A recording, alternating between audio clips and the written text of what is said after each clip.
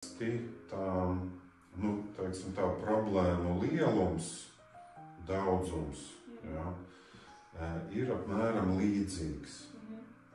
Bet varbūt viens ir varmāka, vairāk viņam patīk dominēt, un otrs tā kā ieņem upura pozīciju. Un tad sanāk viens otru atrod.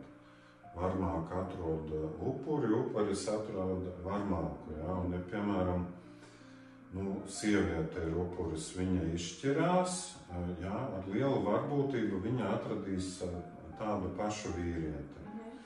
Viņai jāiemācās iziet no tās upura pozīcijas. Un, ja cilvēks nāk terapijā, ļoti bieži, piemēram, iet ārā no tās upura lomas vai no varmākas lomas, un tad bieži arī partneris sāk censties, negrib pārtraukt attiecības.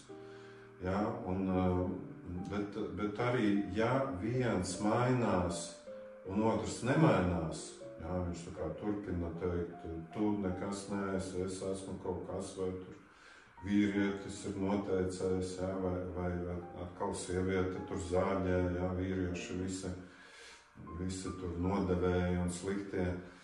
Ja tas otrs nemainās, tad citreiz ir jāšķirās.